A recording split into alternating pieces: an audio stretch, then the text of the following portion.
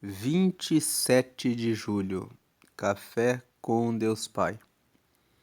Dias melhores. Então ele me disse: Filho do homem, estes ossos são toda a nação de Israel. Eles dizem: Nossos ossos se secaram e nossa esperança desvaneceu-se.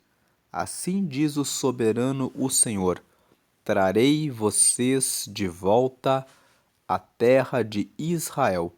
Ezequiel, capítulo 37, versículos 11 e 12.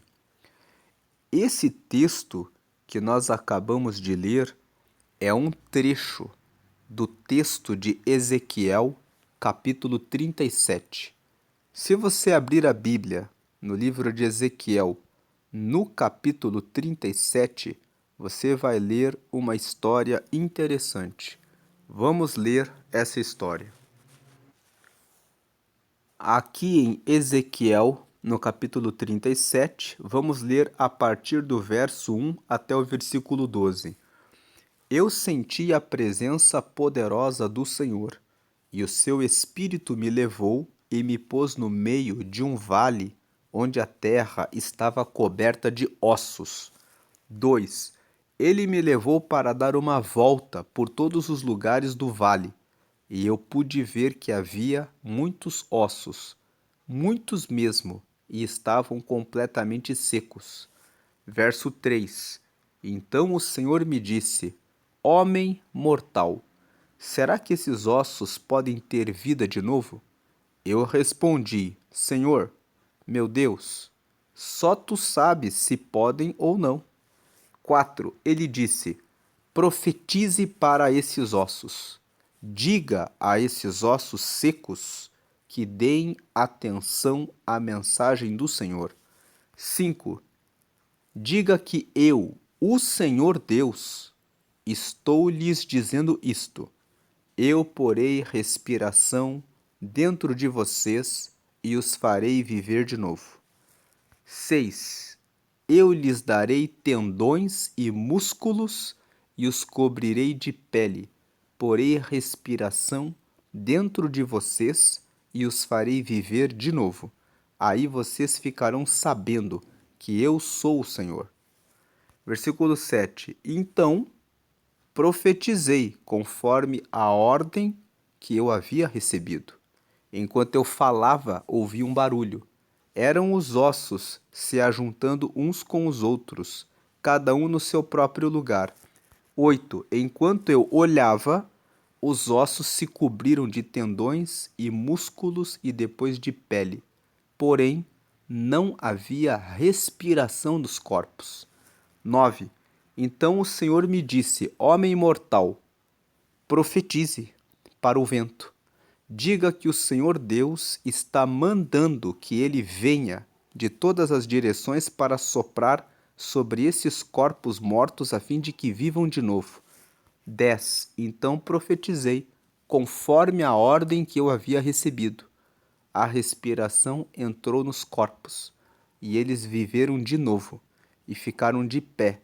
Havia tanta gente que dava para formar um enorme exército. Versículo 11. O Senhor me disse: Homem mortal, o povo de Israel é como esses ossos. Dizem que estão secos, sem esperança e sem futuro. 12. Por isso, profetize para o meu povo de Israel e diga-lhes que eu, o Senhor Deus, abrirei as sepulturas deles e os tirarei para fora e os levarei de volta para a terra de Israel. Então esse é o texto de Ezequiel, capítulo 37, do versículo 1 até o versículo 12. Como nós pudemos ver aqui da leitura, o Espírito Santo levou o profeta Ezequiel em visão a um vale de ossos secos. E ele, enquanto ele via essa visão, ele via Deus mostrando vários ossos secos, todos muito secos. Mas Deus disse para Ezequiel: Você acha que eu posso fazer com que esses ossos secos voltem a ser pessoas? E o profeta Ezequiel disse: o Senhor é que sabe. E então Deus disse para ele: profetize. Ele profetizou, e aqueles ossos se reuniram e se formaram os músculos e os tendões e a pele. Mas faltava vida, a respiração. Então Deus perguntou para Ezequiel: você acha que eles podem ter vida de novo? E Ezequiel disse: o Senhor é que sabe. E Deus disse: profetiza. Então ele profetizou e veio a respiração e se formou um exército. E depois Deus disse: esse vale de ossos secos que eu mostrei para você, Ezequiel, representa o povo de Israel. O povo de Israel está sem nenhuma esperança. Estão como um vale de ossos secos. Só que assim como eu te mostrei que eu dei vida para aqueles ossos, eu quero trazer esperança para o povo de Israel. O povo de Israel, nesse tempo do profeta Ezequiel, eles estavam escravos na Babilônia. E os ossos secos representam como estava o ânimo do povo. Eles estavam desacreditados e pensando: vamos ficar o resto da vida como escravos na Babilônia. E Deus disse para Ezequiel: diga para o povo de Israel que eu os tirarei da Babilônia e os colocarei novamente na terra deles. Eles vão ser livres novamente. Assim como a esperança deles está seca, e eu mostrei para você que eu ressuscitei esses ossos secos, formando os músculos e os tendões e a pele e soprando e dando vida, eu estou dando vida e nova esperança para o meu povo. É isso que Deus quis dizer por meio dessa passagem de Ezequiel. Agora vamos voltar para a mensagem de hoje. Aqui nós vemos que o título da mensagem é Dias Melhores. E vamos ler aqui novamente o versículo. Então ele me disse: filho do homem, estes ossos são toda a nação de Israel. Eles dizem: nossos ossos se secaram e nossa esperança desvaneceu-se, ou seja, perdeu-se. Mas assim diz o soberano Senhor: trarei vocês de volta à terra de Israel. A mensagem de hoje é: estamos mergulhados em um período marcado pela desesperança, em que muitos sonhos se desfizeram e expectativas se dissiparam. Os dias se tornaram um desafio para muitos, com crises econômicas, altas taxas de desemprego, guerras e uma instabilidade global que ameaça a segurança de todos. Diante desse horizonte incerto, é fácil sucumbir à estagnação e à falta de progresso. O caminho para o qual muitos olhavam com esperança se revelou uma ilusão, deixando apenas um rastro de desilusão e desapontamento. Muitos abandonaram seus sonhos, deixando-se levar pelas circunstâncias. O medo paralisa suas escolhas, impedindo-os de viver plenamente. Sentimos-nos seguros quando nossas necessidades de proteção, provisão e identidade são atendidas. Mas quando essas necessidades são ameaçadas pela escassez e não são supridas, ficamos perdidos, sem saber quem somos ou como agir, e nossa fé é abalada. Talvez você esteja passando exatamente por isto. Perdeu a esperança, o desânimo penetrou em seu coração, tudo ao seu redor perdeu sentido, a própria vida perdeu a graça. Como filhos de um pai amoroso, precisamos compreender que nossa fonte não está neste mundo, mas sim nele. Se o Senhor se agradar de nós, é certo que venceremos.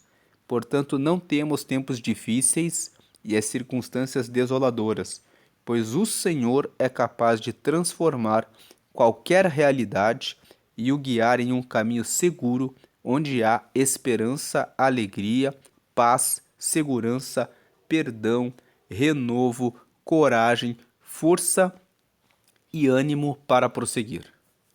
A frase de hoje é: não há dia sombrio que perdure para quem está em Deus.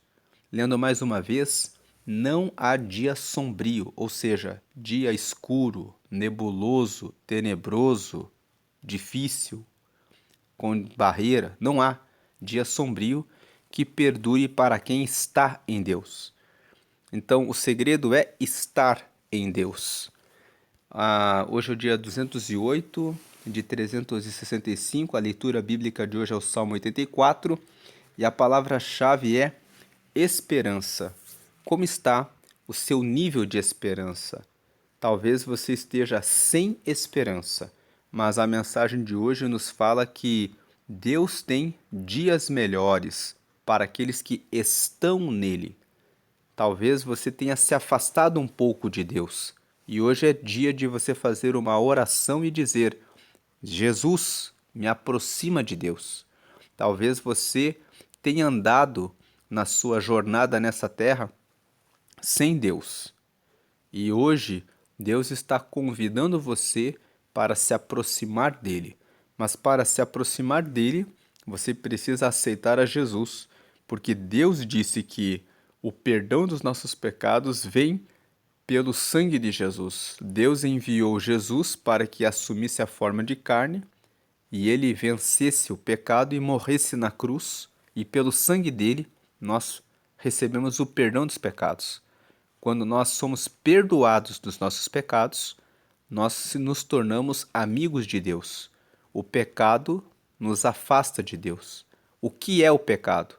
É a mágoa, o ódio, a raiva, a ansiedade, a preocupação, é a cobiça, a inveja, o olhar com malícia em relação ao próximo, olhar para o próximo vendo o outro, os seus erros, vendo sempre o lado ruim, o lado mal dos outros. O julgamento, a fofoca, a mentira, porque são coisas que trazem a destruição do próximo.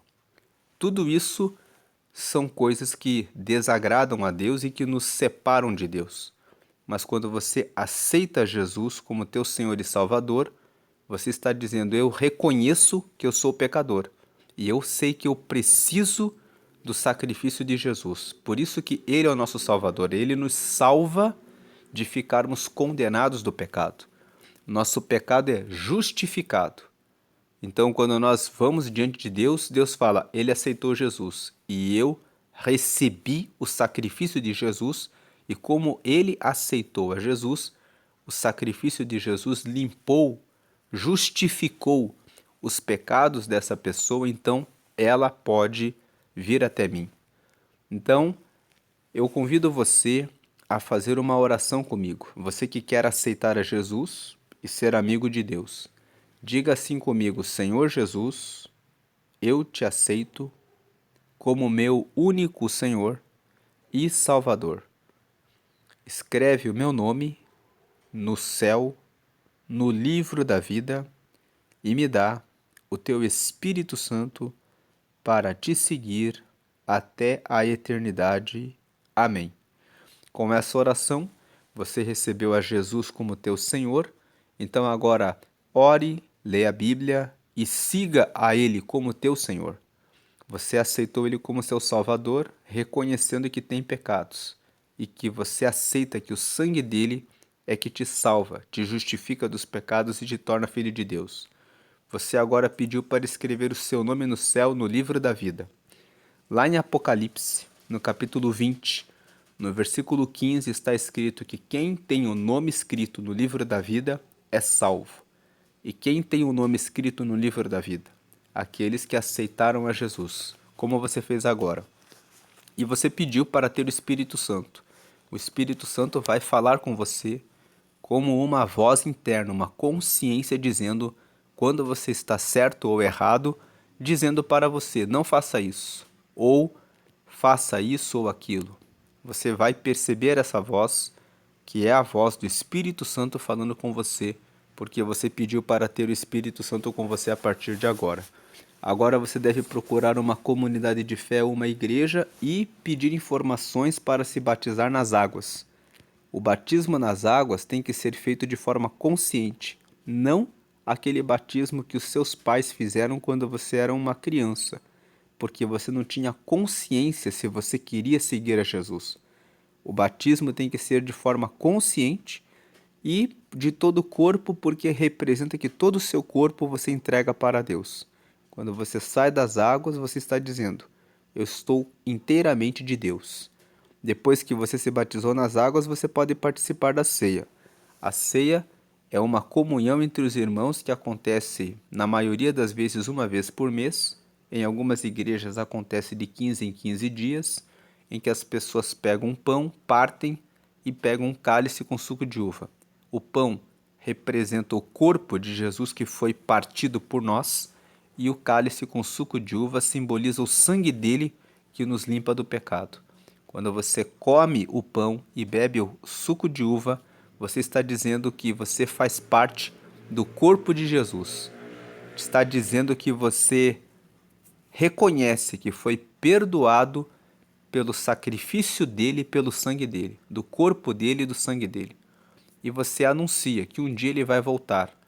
E como você foi limpo do pecado, você estará com ele para sempre. Agora você pode sempre invocar a Deus, porque agora você está com ele, você é um filho de Deus. E quanto a quem perdeu a fé e de repente já era batizado e parou de participar da ceia, retome a sua fé no Senhor. Acredite que quando você está nele, dias melhores você pode esperar, porque os dias melhores vêm do Senhor sobre a nossa vida. Vamos agradecer a Deus por essa mensagem. Senhor, nós te agradecemos por essa palavra, te honramos, te glorificamos e te bendizemos e pedimos que o Senhor renove a nossa esperança, que o Senhor venha trazer sobre nós a alegria do Senhor para que possamos continuar firmes, realizando a nossa oração e comunhão contigo, porque o Senhor é que garante os dias melhores. Obrigado, obrigado e obrigado. Amém. Agora que lemos a mensagem e oramos, podemos ler aqui o Salmo 84, que é a leitura bíblica de hoje. Lembre-se que a palavra-chave de hoje é esperança. Renove a sua esperança no Senhor. Agora vamos ler o Salmo 84. Salmo 84 nos diz assim: quão amáveis são os teus tabernáculos, Senhor dos exércitos. Versículo 2: a minha alma está anelante e desfalece pelos átrios do Senhor. O meu coração e a minha carne clamam pelo Deus vivo. Então aqui o Salmo 84, ele é um salmo que fala a respeito do quanto é bom estar na casa de Deus. Ele fala quão amáveis são os teus tabernáculos. Os tabernáculos são as casas do Senhor, onde o Senhor se manifesta em razão da reunião do seu povo. Então ele fala, é tão bom estar nos tabernáculos do Senhor. Os lugares em que o Senhor está são amáveis. A minha alma está anelante, ou seja, eu desejo profundamente. E desfalece, ou seja, eu morro para poder estar nos átrios do Senhor, na casa do Senhor. O meu coração e a minha carne clamam pelo Deus vivo. Ele está dizendo que ele tem uma vontade muito grande de estar com Deus. Versículo 3: até o pardal encontrou casa, e a andorinha ninho para si e para sua prole, junto dos teus altares, Senhor dos exércitos, Rei meu e Deus meu. Então ele está dizendo que até os passarinhos fazem ninhos em volta do templo. Ele está olhando e dizendo que até os animais sentem prazer e alegria quando estão perto de Deus. Versículo 4: bem-aventurados os que habitam em tua casa, louvar-te-ão continuamente. Então ele está dizendo assim, bem-aventurados significa felizes. Felizes os que habitam em tua casa, os que vão sempre na sua casa. Eles vão louvar ao Senhor continuamente. Aí depois vem o versículo 5. Aqui tem o Selá. Selá significa pausa. O livro de Salmos, ele é um livro de louvores. Muitos salmos são cantados. Então, quando tem um Selá, o Selá significa pausa. Eles cantam aqui o versículo 1 até o versículo 4 e aqui tem uma pausa na música. Aí depois eles prosseguem. A pausa tem um objetivo: fazer com que as pessoas meditem no que elas acabaram de cantar. Então, do versículo 1 até o versículo 4, a ideia é muito amável estar na presença de Deus, reunido com os irmãos, adorando a Ele no templo. E ele está dizendo isso no versículo 1 ao 4. Então ele termina no 4 dizendo assim: Bem-aventurados os que habitam em tua casa, eles te louvarão continuamente. A ideia aqui é: se eu estou sempre na presença de Deus, eu tenho muitos motivos para louvar a Ele. Aí no versículo 5: Bem-aventurado o homem cuja força está em ti, em cujo coração estão os caminhos aplanados. 6: O qual, passando pelo vale de Baca, faz dele uma fonte. A chuva também enche os tanques. 7: Vão indo de força em força. Cada um deles em Sião aparece perante Deus. 8: Senhor dos exércitos, escuta a minha oração, inclina os ouvidos, ó Deus de Jacó. Selá. Então aqui dos versículos 5 a 8 é uma segunda parte. O versículo 5: Feliz é o homem cuja força está em ti. Então, feliz é o homem que não tem a força no seu próprio braço, mas que a força dele está em Deus. Porque se ele confia em Deus, Deus é todo-poderoso. Então, assim como Deus pode soprar a vida em um vale de ossos secos, quando a sua esperança morre, ele pode te trazer força. Por isso ele fala: Bem-aventurado o homem cuja força está em ti. Felizes são os homens, que a força está no Senhor, em cujo coração estão os caminhos aplanados, ou seja, que tem o coração com o caminho reto. Aplanado quer dizer que está reto, com o coração que não está com altos e baixos, não está com ansiedade, com depressão, mas o coração está firme, sempre reto. A minha confiança está no Senhor. A minha confiança está no Senhor. Independente das circunstâncias, a minha confiança está no Senhor. Então ele fala aqui no versículo 5 que esse homem é feliz. Feliz o homem cuja força está em ti. Bem-aventurado o homem cuja força está em ti, em cujo coração estão os caminhos aplanados, que o coração está reto. Versículo 6: O qual, passando pelo vale de Baca, faz dele uma fonte. Ou seja, se passar por um vale, por uma situação de declínio, por uma situação difícil, ao invés de usar a situação difícil para cair, usa a situação difícil como uma fonte. Faz dele uma fonte, ou seja, uma fonte de inspiração. Estamos passando por tribulações, então o Senhor está comigo. Então Deus está na minha frente e Ele me levará certamente para a saída. Deus é minha fonte. Quando a pessoa passa por um vale, por uma situação difícil, ao invés dela cair, ela faz dessa situação uma fonte para poder se levantar. A chuva também enche os tanques. Então a chuva também vai encher os tanques, ou seja, vai haver abundância da presença de Deus, vai haver chuva da presença dele. Aí o versículo 7: Vão indo de força em força. Essas pessoas que confiam no Senhor desse jeito, elas vão indo de força em força. Ou seja, nós vencemos as tribulações todos os dias, de força em força, de passo a passo, de pequenos resultados em pequenos resultados, sempre acreditando. Porque se eu paro de acreditar, eu paro de caminhar. E aí eu desfaleço. Mas se eu acredito, então eu continuo caminhando. A fé, a confiança, o acreditar, o ter esperança me faz continuar caminhando. Então eu vou de força em força. Ele está dizendo, não é que você nunca vai sentir que a situação está difícil. Você pode sentir que a situação está difícil, mas você vai indo de força em força e cada um deles em Sião aparece perante Deus. Sião é o nome de um monte que fica em Jerusalém, o Monte Sião, que eles consideram que nesse monte é um monte sagrado onde Deus está. Então ele está dizendo, cada um deles em Sião aparece perante Deus. Ou seja, cada uma das pessoas que confia em Deus, quando está passando por situações difíceis, vai caminhando de força em força e eles continuam comparecendo no Monte Sião, comparecendo diante de Deus, dizendo, Deus, eu não saio da tua presença, porque eu confio no Senhor.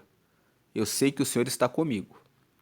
Aí no versículo 8, Senhor Deus dos exércitos, escuta a minha oração, inclina os ouvidos a Deus de Jacó, Selá.